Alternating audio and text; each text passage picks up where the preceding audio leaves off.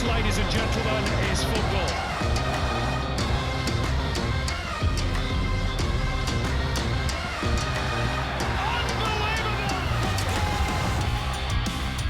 Hello and welcome to another episode of Total A-Leagues. I'm Vince Rugari. That's still Tommy Orr. Usually is. And there's usually a lot happening in the A-League men this week, no exception. We've got a Sydney derby to look forward to, Tommy. Yep. Arthur Dillers finally confirmed as Melbourne Victory. Yep, Not interim permanent. coach, he's permanent. They're having some wins as well. Transfer window's not far away from closing. There's some goss to talk about there as well, which we'll get into. But we'll start with our guest this week. It's Mark Jackson, the coach of the reigning champions, the Central Coast Mariners. Jacko, thanks for joining us, mate. Good to be on. Good to chat. Have you, I don't know if calmed down is the right word from the weekend's game, a disappointing loss for you. We heard you in the post-match. You were close to seething afterwards. You said you couldn't find any positives from it at that stage. You've had a little bit of time to think about it. Have you been able to? Well, we didn't get beat for a start. Yeah. Did I say that? Yeah. Oh, riffing. So, listen, it felt that way. That's how it felt to us after the game, and that's how it felt to the players to concede so late on and in such a manner we did, where we should be controlling the game, really. We were really disappointed with that. But like always, we review the game and look back on it, and there were a lot of positives for us. These being one of them, was scoring goals. Abdul Faisal making his full debut and making an impact in the attacking third. So there's a lot to be positive about. Yes, it's not the result we wanted, of course, but we need to bounce back quickly, and we want to try and do that against Perth. So, Mike, looking at the bigger picture of this season, obviously last season, your first season in charge, you won the treble. There was so much success. Because of all the success, you obviously had a large turnover of players in the off-season. How have you found the challenges this season, obviously, in adapting to all of that? Because obviously it's taken a bit of time, but it feels like you have turned a corner, but there has been some challenges along the way. Yeah, certainly. We've had a lot of challenges, and that's a challenge every year with the Mariners. Even the year I came in, there was a turnover of players, so you're trying to embed new players into the club. We know that's going to happen at our football club. I knew that when I joined the club, so it's nothing new. But there's always challenges what come with that, and you want to sustain success. We spoke a lot about sustaining high performance and how to do that. And there's ways and means of how to do that, how you implement new players into the team, how you recruit the players.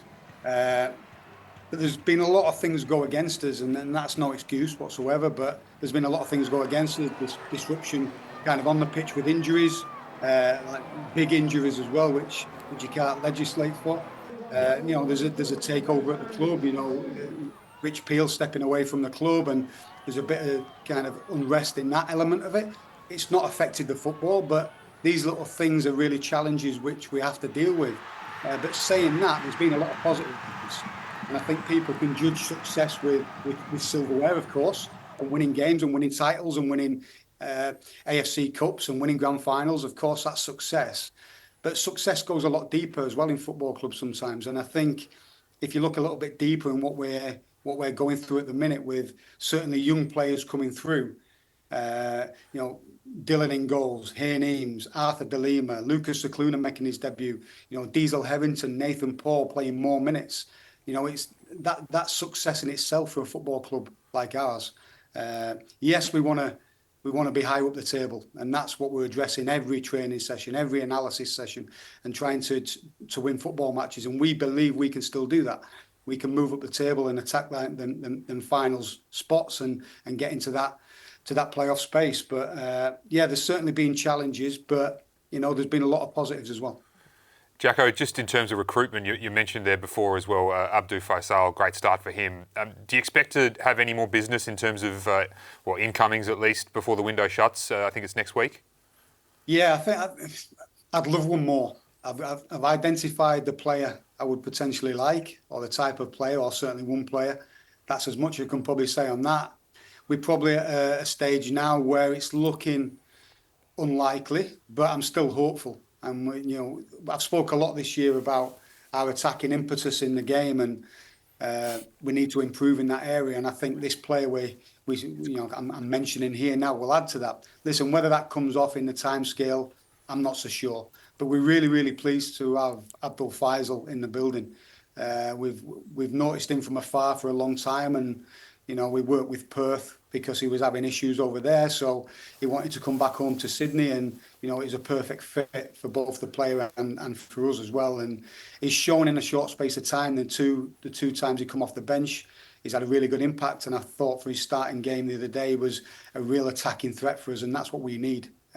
Someone who can fit into our system but also pose a threat to opponents. So we're hopeful we can maybe get one more in, and then we're probably looking at getting maybe another 2 out of the building as well to kind of free up those spaces.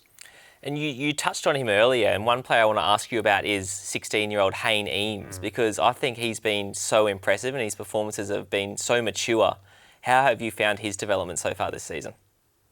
Yeah, when I first come into the club, I can remember watching, I go quite often and watch the academy work, and Matt Simon, I stood with Matt Simon, he said, listen, this kid here, Hayne had long hair back then, so he could really stand out. He'd had his haircut since, and he said, this kid here, he's only, I think he was 15 at the time, he's only 15, and every time he gets bumped up an age group or gets given a challenge by playing up or playing against older players, he just takes it in his stride. So we got to a stage at the end of last season, I said, okay, well let's test him now and let's bring him up with the A-League. And again, he did exactly that. He just fitted straight into what we were doing. He's actually developed quite a bit physically in a short space of time, but he still looks very young. But he's done that, and he does that from every session we work on. Every game, he's getting stronger and stronger. He's a real level-headed young man. He's got an abundance of talent and potential. But yeah, he's a really level-headed young man who just gets on with it, takes everything in his stride, and to see him starting A-League games now and playing in the Champions League, it's fantastic for us. It's fantastic for him, but I think it's really good for Australian football as well. And I know there's been a lot of talk about young players in the A-League, and it's great to see. And that's kind of our philosophy here at the Mariners. So long may that continue for me. I'm with you on him, Tommy, and you, Jacko, as well. He's an absolute ripper, Hayne Eames, a reason in himself, I'd say, to watch the Mariners at the moment. Really exciting to see where he goes. Just finally, Jacko, big game this weekend, a trip to Perth. I guess how important is it in a league like this where a couple of results, positive or negative, can have you shooting up or down the table? And also, how far away are we from seeing DePizio back for you? Yeah, I'll tell you now, DePizio's back in the squad. I was really pushing for him to be back in the squad against the Jets. But, like anything, I work closely with my staff, and, I put a lot of trust in the physical and medical staff as well. So when they tell me he needs a few more days, then, I'll really, really trust them on that. But I did say, yeah, if he gets a few more days, then he's definitely coming to Perth with us. So he's definitely on the plane. I don't mind saying that now because it's such a huge boost for the squad and the club. And for the player himself, he's worked ever so hard to get himself back to fitness after his knee injury. But yeah, he'll be on the plane. And then we're just waiting on the kind of the things with Lucas Moragas. He's come through training okay today. We just got a couple more checks to check over with him. But having those two players back in the squad to go to Perth will give us a massive, massive boost. And, the squad now in itself is looking a lot more healthy. Moragas back in there, DePizio back in, Nico Duarte now training with the team, Bailey Brampman. Alpha McCalmont will be a few more weeks, but we hope to see him back soon. And all of a sudden, the squad is starting to look strong for a run-in. And like you said there, that's what we need now. We need a run of wins, not just results and draws, because we've had too many of them. We know that. We need a succession of wins on the board now, and we're fully confident that we can make a push for finals football. That's great news for Mariners fans, and he's another reason to watch the Mariners, I'd say. Tommy Miguel DePizio, an absolute firecracker. Jacko, thanks for joining us. Good luck for the game on the weekend, and hope the flight to Perth goes quickly for you as well. Appreciate it. Cheers, mate. Cheers, mate. Cheers, guys. All the best. Good on you. Great interview. Yeah, good coach too. Yeah. And that's good news. I mean, look, first of all, like as I mentioned, Hayne Eames. Yeah. It's not often you see a 16-year-old come in and it's like, wow, there's something there. Especially in that position, centre midfield, such a crucial position. You often see wingers, like wingers or fullbacks. And there's actually like less tactical responsibility in those positions. So to see a centre midfielder do it at that age is very impressive. And is that why you got to run so early in your career? No. There's nowhere else. I couldn't run anymore. They'd put me somewhere I didn't have to run as much. But DePizio's a big in as well. I think people forget he was so influential in the grand final as well, coming on and helping them seal that game. And a really exciting, creative player on his own right as well. They've got so many of the young, exciting players. So no, I think that was a really impressive interview, I thought, and I can tell there's a lot of optimism there, and it'll be interesting to see their form in the next few weeks. If they can sneak into the 6, I wouldn't want to be playing. There's not. Any team in this league on their day can beat any team, which is one of the best things about it. And the Mariners, though, there's a fearlessness to their play. I think it's because they're so young, but they play with so much energy and exuberance that on their day, you just said it, but they're not a team you want to play in the finals. If they can get in the 6, you don't want to play them. No, that's right. That's right. Derby week, Tommy. Oh, huge. Third and final Sydney derby of the season. Super pumped. It's super consequential for both teams as well. Sydney FC got a little bit of pressure off Wolfie's back with a big win against Adelaide. The Wanderers scraped through against Brisbane Roar. But some interesting questions around sort of who will line up for them, particularly in a marquee space. But just to begin with, to open this sort of conversation, which team has more pressure on them coming into this game, do you think? Both definitely have a lot of pressure, obviously, but I think the Wanderers do have more because obviously losing the first 2 derbies was, from a bragging rights perspective and for the fans' perspective, but also if you look at their position on the table, if they lose to Sydney FC this weekend, all of a sudden the top 6 is starting to get away from them. That's right. I think that this really is a must-win for them to get into the 6. I think this game. So for Wanderers, it's going to be interesting. Obviously, Sydney FC had their edge in the first 2 derbies, and I think they're going to have to change things up if they're going to get a result in this game. It's been a long time, I think, since the Wanderers won. I think their last win in a derby might have been the Kusini Yengi derby when he was really influential for them. But that feels like so long ago. It does, in terms of he's been at Portsmouth for a year and a half now. We shouldn't be acceptable for the Wanderers, to be honest. And you'd hope that Stadge is there.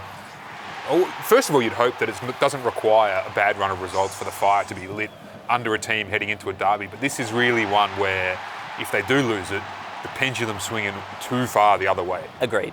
And I think if you look at the first 2 games, I think the game plan from the Wanderers was very much to kind of soak up the Sydney FC possession and defend and then look to launch counter-attacks. But if you look at Sydney FC's games where they've looked vulnerable against Brisbane Roar a fortnight ago, Brisbane Roar was really on the front foot, putting a makeshift backline under a lot of pressure. So I think Alan Stadge will probably take a slightly different approach in this game and probably opt for the likes of Sapsford and very mobile front forward in Borrello and just look to press the Sydney FC backline. And I think there might be some chances there for them. Yeah, it was a Sapsford goal, by the way, last time around. So good that you mentioned him. I didn't, obviously, so I'm going well. Interesting that you say that about the way they might play and the pressing and all that, because the disappointing thing that came out of the win over Brisbane was Juan Mata started, was looking good, produced an assist with a free kick like he does, and then came off with a hammy. Yeah. I mean, you don't want to lose him. He's been looking good. Yes. But if you think they're going to play a more mobile game, push aside all the debates we've had about whether he should be starting or not. If that's the way you think they've got to play this week, he probably wouldn't have started anyway. Yeah, I still think there would have been a place for him in a kind of framework that allowed for pressing. But at the same time, I think that Mata's form in the last fortnight or 3 games has been really good. I think that he's kind of taken it to another level. He's obviously been involved in the last 2 goals that you touched on. But it looks unlikely that he'll play in this game, I think, or at best off the bench. So I think that he will go for the likes of Borrello and obviously Krayev got it on the score sheet last game. He'll probably take a lot of confidence from that because it's been a disappointing season for him largely, I think, so far. But I think there are some positives for the Wanderers, but at the same time, they're coming up against Sydney FC at a time where they got a huge result against Adelaide and they were really good going forward. So I think defensively, that's still the big question mark for me for the Wanderers. Yep. Let's just hear quickly now from Alan Stadge on the whole Juan Mata injury situation. Juan went down after 10 minutes today, which was a shame. He was actually looking good, and this week at training and probably last 2-3 weeks at training, he's really upped his levels and really starting to look sharper and a lot better and becoming such an instrumental player at training. So, I was really hopeful that he could start showing all that, starting in a game. I thought he was excellent 2 weeks ago against Central Coast as well when he came on, and it was a shame he had to go off, and obviously that hurts our rotation as well. So he's officially in doubt. The interesting thing is Sydney FC have, Costa was back on the bench for them as well. It'd Both be interesting hamstrings. to see. I suppose that's what happens when you're our age. Yeah, true. But so sort of one marquee might not make it, and the other one looks like he's coming back, which is a fantastic thing for Sydney FC. Remember how good he was looking before he went down, Douglas Costa. Absolutely, and I think if you look at their performances from the front third players on the weekend, Klimala, Owahim as well, I thought that was his best performance probably since the last derby, I think. So I think that the Sydney FC front line's coming into good form, and it's not a good time for the Wanderers. What about their back line as well, Tommy? Because I think this was the first game since it was official that Hayden Matthews has gone to Portsmouth with Kusini Yangi and about 17,000 other Australians at Portsmouth. But they handed a debut to a young fella, Kyle Shaw. Yeah. I'd never heard of him. You'd probably never heard of him. No. Nobody outside of the Sydney FC Academy had probably ever heard of him. That's right. And he did really well. Didn't look out of place. Really well. And I think that he was physically very imposing as well, which is something that the other defenders that have played in those positions in recent weeks haven't had that. I think that he handled the occasion exceptionally well because he wasn't just playing anyone. He was playing against an Adelaide team that's been in red-hot form, and he was very composed. And I think that he's kind of made that position his own now. You look at all the issues that Sydney FC's had defensively, and I thought that Adelaide did still create some chances, but overall I think that they looked much more self-assured with him back there, and I expect him to play in this game as well. Yeah. Let's hear now from Kyle Shaw after his debut, and also Ufuk Talay talking about him as well. So I was at Sydney in the academy for I think 4 years, from maybe 13 to 17. I was let go at that point, obviously devastated at the time, but a bit of a blessing in disguise because it made me work even harder. Found my love for the game again through NPL, a previous club, Spirit. And as you enjoy the game, you start performing. One thing led to another. I was back here in the NPL. It all happens pretty fast in football, and lucky enough to make my debut today. Yeah, he was very good. It looked like he had played 100 games. He was very comfortable, calm on the ball.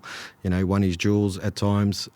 So we should be proud as a club at the players that are coming through this club. Yeah, he was with us. He went away, got some men's football, and came back with us now. And the opportunity arises when you sell a player and injuries happen. That the door opens for another player. And sometimes in these moments you can build a career, or you can kill a career at the same time as well. But I think we built a career with him. So, Tommy, selection's interesting. You mentioned you'd stick with him. They got Alex Grant to come in as well. I saw a tweet, I think, from a fan who said they'd had a talk with Ryan Grant recently as well, and that Ryan had mentioned that he actually enjoys playing centre-back more these days than right-back, which is interesting. So you could have two Grants at centre-back with no relation, or do you... Commentator's nightmare. Yeah, that's right. Or do you shove Rhino back out to the right? Doesn't matter what you enjoy, buddy. What's your position? And then keep this kid in there because the flip side is, do you expose him in a derby like this?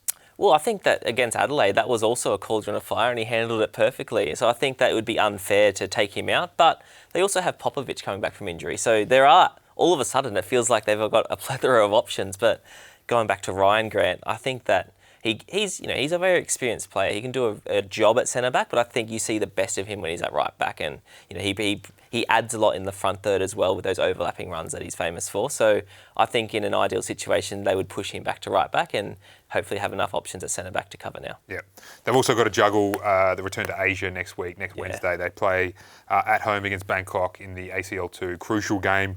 Not only for their hopes, but also Australia's coefficient as well, which is a whole other thing that maybe we'll get into next week. For now, we're going to had a bit of fun, I guess, Tommy. You can say, putting this together. We both put together our combined Sydney Derby 11s. The only rule, basically, you can tackle this however you want, but the rule was the players you select have to have played in a derby, which means you couldn't pick, say... Del Piero or... Oh, no, Del Piero played in derbies. He did? Yeah. You didn't get him in? I didn't. Well, I didn't get him in either, to be fair. But you couldn't pick a Dwight York, for instance, or anyone from Sydney FC way back in the day who didn't play... Makes sense. ...in the derby, because that doesn't make much sense, in my opinion. Fair enough. You can start, Tommy. I don't know your 11, so let's talk to me. Well, I've gone for a 4-2-3-1, which almost every team in the A-League seems to play these days. The same thing. So Ryan Grant, we just discussed him at right back. Goalkeeper first, though. Oh, sorry. Ante Kovic. Yeah. Okay. Yeah, so just also what he did in the Asian Champions League. Yep. Also with the Wanderers, their early success, he was pivotal to all of that. And no, I thought he was fantastic. So, mind you, Vukovic and Redmayne are probably a little bit hard done by with that. But, yeah. Ryan Grant, Wilkinson, Sporanovic and Zulo is my back four. I got half of that. I got Grant and Wilco in mine. Right, and who was your other two? Well, we may as well go through them together then. So Vukovic was my goalkeeper. Yeah. And my back four was Grant, Wilkinson, Michael Beecham and Scott Jamieson. Right. Jamo for me was, I don't know if you ever played Football Manager, Tommy, but Jamo was one of the all-time great Australian signings on Football Manager. Yeah. He never did me wrong. I thought Spear's a bit stiff to miss out with that. Yeah. He wasn't there for long. That's probably the one thing you could say. Is. But Beecham, though, I feel underrated. I think we forget how good he was. He went to a World Cup as well, played in derbies. Like, just a really solid... He was. I mean, that centre-back pairing of Wilkinson and Beecham, you're thinking prime Wilco, prime Beecham. No one's getting through that. Yeah, that's fair. That's fair. I think Wilkinson was the one nail on at the back for me. But if I go to midfield, Aaron Moy and Luke Bratton. I think Aaron Moy probably did. We didn't see the best of Aaron Moy under Popper at the Wanderers, but we're talking probably the best midfielder of this generation that Australia's produced. Couldn't leave him out. Yeah. And Bratsy's obviously, what he's done in the A-League speaks for itself, and he was fantastic at Sydney FC. So they're my two. What were yours? I've gone Aaron Moy for the same reasons. Yeah. I've also gone Brandon O'Neill. Yep. Because, and look, he's not the player he was, but when Sydney FC were at their absolute best, him and Brillante, he was on fire. Yeah. There was an excellent midfielder. The system that he played under Arnie as well, that was the peak Arnie, the almost invincibles. Yeah. If you're putting Moy because Moy's not the most mobile sort of midfielder, but if you let Brandon O'Neill do the running for him and let Aaron Moy sort of pull the strings, that's good. I mean, you got a bit of that with Bratsy, but they're two similar sort of players. Yeah, it's true. It's true. Got it for a similar theme we have. Yeah. But I mean, 10. I think Milos Ninkovic. Yeah, but which one? Good question. Good question. I'm not going to polarise. So I actually have my front third's very Sydney FC heavy, and mine is all. From Ninko onwards, mine are only Sydney FC. Same, players. and I think if we're being objective, we look at since the Wanderers joined how successful Sydney FC's been. You kind of have to include these players. So I've gone for Brosk, Ninko, and Adrian Merzejewski. So, don't know. What do you think about that? Well, I think we might actually have the same front four. So you've got Ninko behind them, right? Ninko, and then Broski on the left, Adrian on the right, Lafondra up front. That's exactly what I have. Yeah. So. Yeah. Yeah, that's exactly. And Mizajewski, what a big shame it was he was only in the league for one season. Because he carved up so much. I think he scored, I'm pretty sure he's like number 2 or number 3 in the all-time Sydney Derby scorers list, which is, look, people come and go from the league, particularly foreigners and all that sort of stuff. But in the one season he was here, he had a real impact in the Derby itself, which is why I thought he's got to be in it. He had 4 in the Derby. And it wasn't just his goals and assists, but he's like, the things that you don't get statistics for. He would just dominate the game single-handedly, and I don't think there's been many foreigners, if any, that have done what he did when he came here. Yeah. So high levels of swagger too. Big time.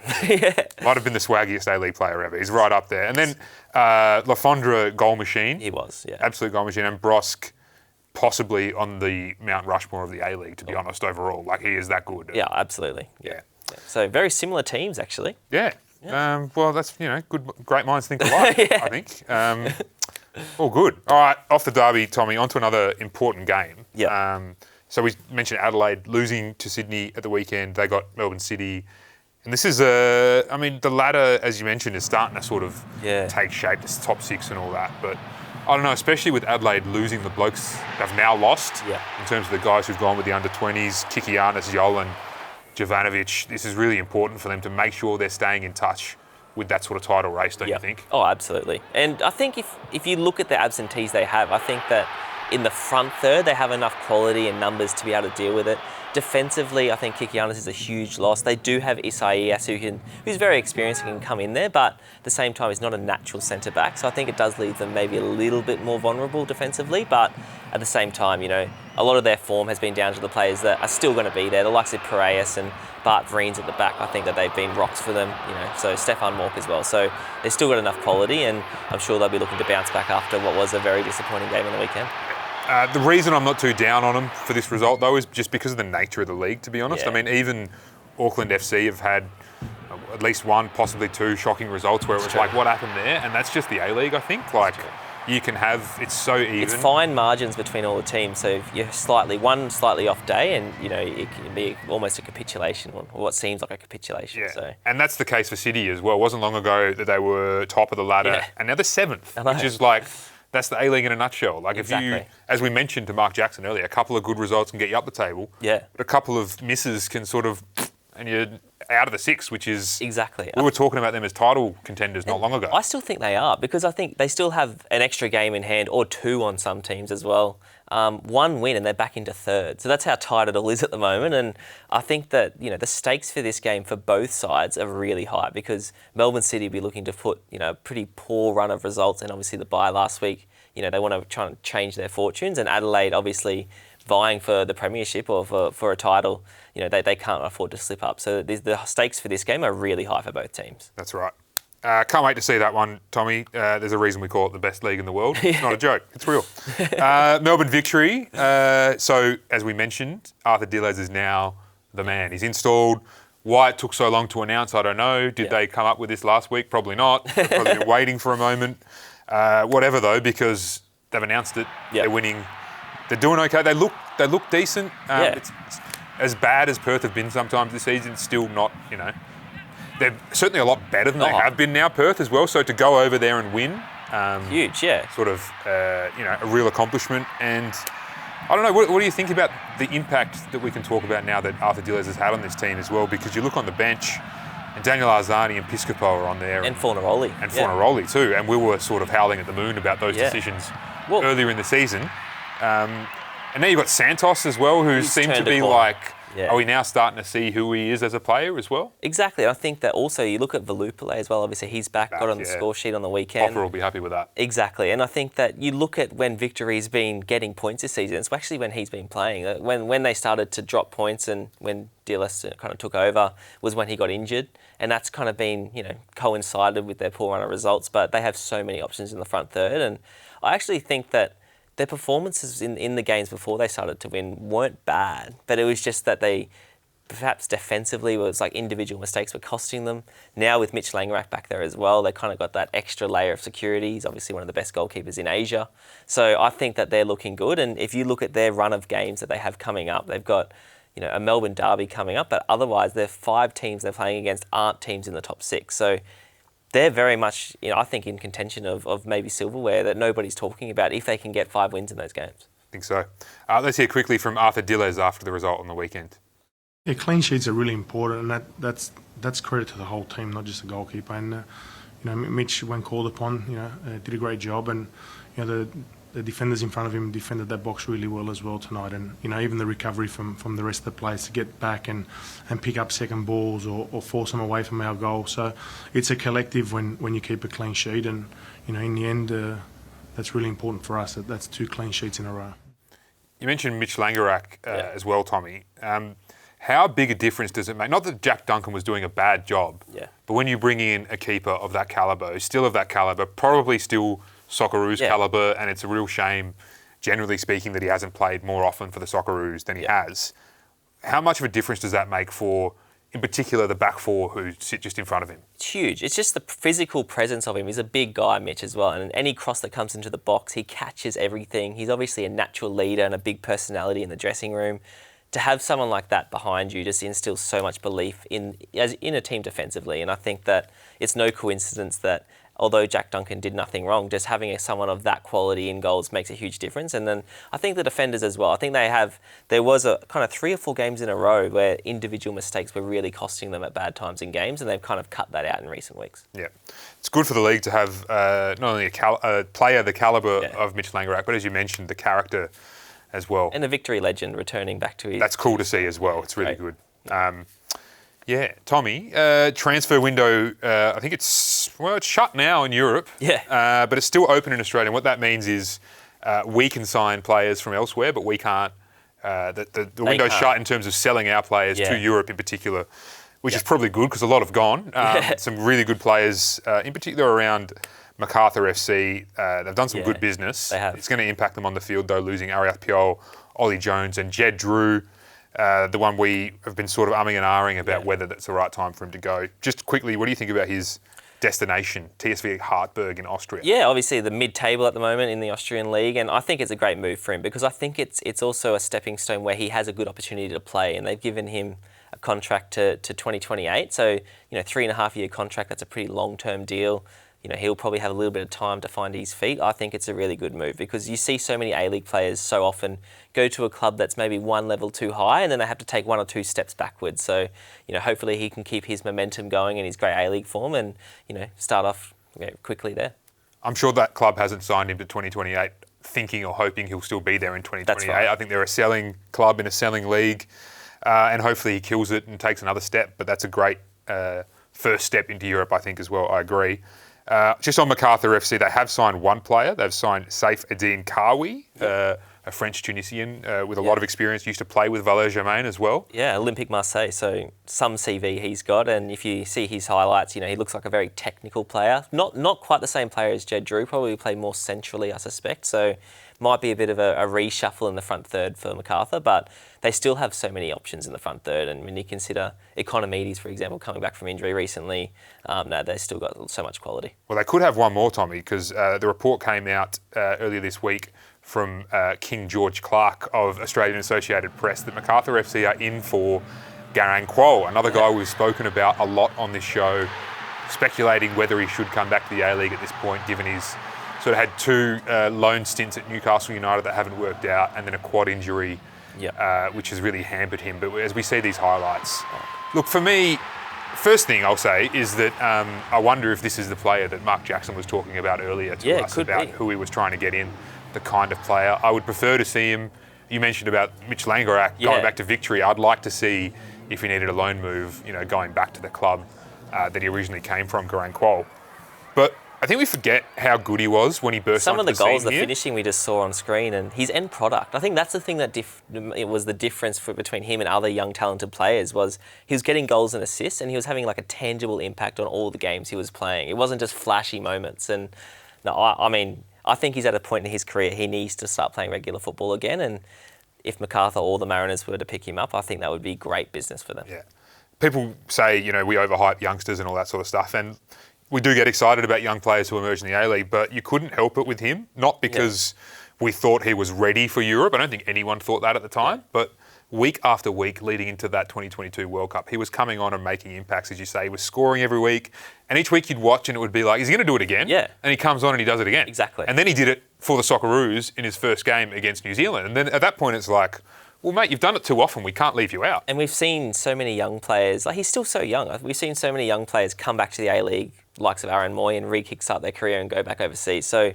he just needs to play regular minutes. He's always been one of those players that always has a big impact off the bench, but he needs to be a player that can play 90 minutes week in, week out. I think that's the next step for him because we all know if he can do that, what quality he brings to the teams. Agree. Tom, let's reach into the mailbag. Thanks for your questions during the week. We'll get you to lob as many more that you have at us in the YouTube comments on social media. I didn't get any carrier pigeons last week despite the call out, but there's still a possibility there. So however you want to send them in. This one is from Adrian. Good question as well. Do you think any A-League coaches will be in demand from overseas clubs at the end of the season, Tommy? Yeah, well, I guess one we spoke about on last week's show was Steve Corica, and I think that, his silverware and how successful he's been kind of speaks for itself. One that I think, goes under the radar a bit is John Aloisi as well, because he's obviously been in the league for a long time. He's doing such a good job this season. Has a strong reputation, stronger than we might realise in Europe and Spain in particular, actually. Agreed, and he's got already that reputation as a player. Also, in Asia, there's a lot of money. It wouldn't surprise me. I think they're the two that kind of stand out to me to maybe kicking on or moving on at the end of the season. I think if you asked me at the start of the season, I would have said Ufuk Talay as well, but it's been a little bit rockier with him. The timing's probably not perfect, but I think ultimately they're the 3 probably for me. I agree with all of them, to be honest, in particular Corica. I think he's got some really deep connections in Japan as well, obviously as a former player. He said before he wanted to coach in Japan. I remember doing an interview with him, I think after he won might have been his first title, or second title, saying that was on his to-do list. That wouldn't surprise me when you see the Japanese clubs are signing up coaches of the calibre of Arthur Pappas and John Hutchinson, who, with all due respect, Corica's a more proven coach than they are in terms of pieces of silverware won. I think a wild card is Mark Jackson, actually, because great success last season. I think probably the best individual season possibly by an A-League club. The only one you could suggest is maybe better than them was one of the Barcelona seasons, but 3 trophies. And don't forget as well, he's, again, English and has connections there. He would have people over there who are looking out for him. We saw Nick Montgomery obviously go to the SPL from doing well at the Mariners. You know, something like that wouldn't surprise me as well. And I think even the interview before, I really like him. I find him very refreshing. He's very transparent in how he operates, and you kind of know what to expect. And it seems like he has very clear standards that he sticks to. And definitely, I agree with you. Yeah. Very good. Let's have a look at what is happening this weekend on Dub Zone from washing up all the action in the A-League Women.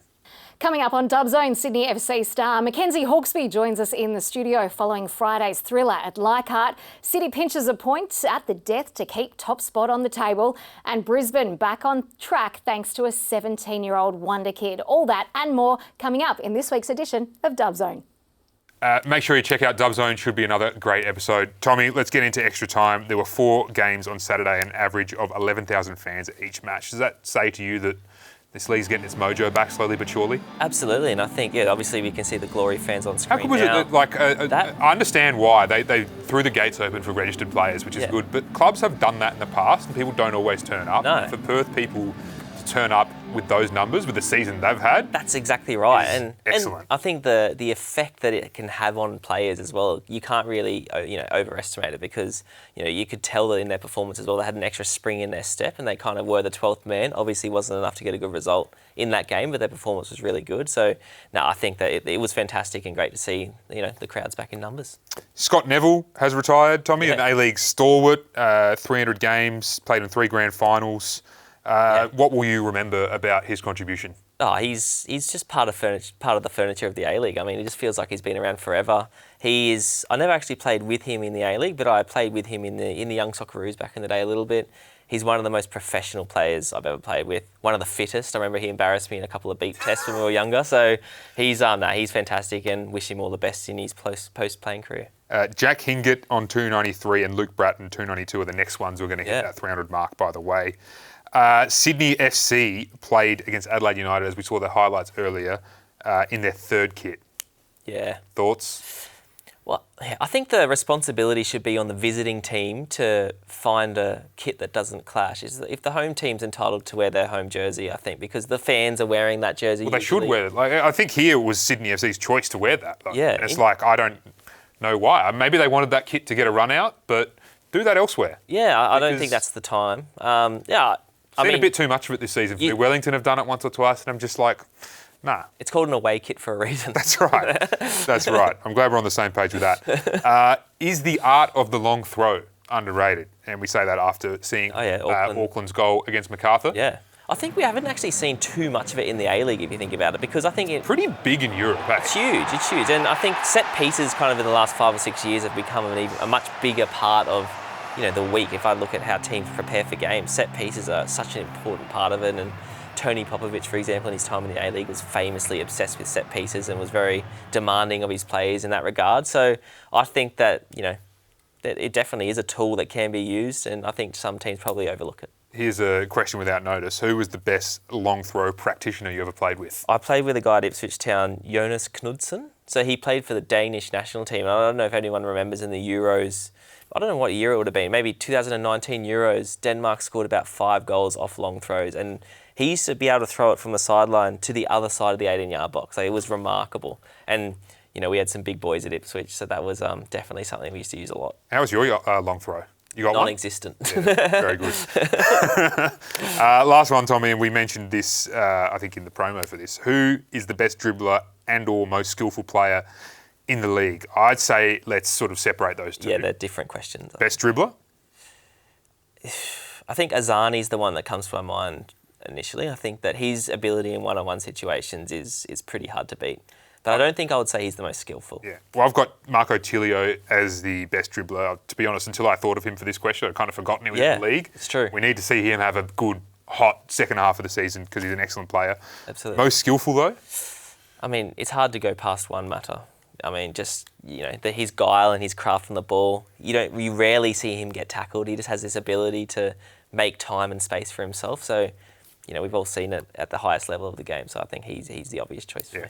My producer, Nick Stoll, was saying Anas Wahim in my ear, but I got Mata ahead of him for sure. Definitely. I mean, if it's most skillful, The guy could put it on a dime piece. And obviously, you know, the likes of Wahim, they're more flashy, but Mata makes difficult things look easy. So he probably, you know, he kind of overlook it, but his skills are remarkable. Spot on. Yeah. Job done for another week, Tommy. Thank you very much. Pleasure. Thanks to everyone at home or wherever you are on your phones, bloody anywhere. Thanks for joining us. We'll see you again next week.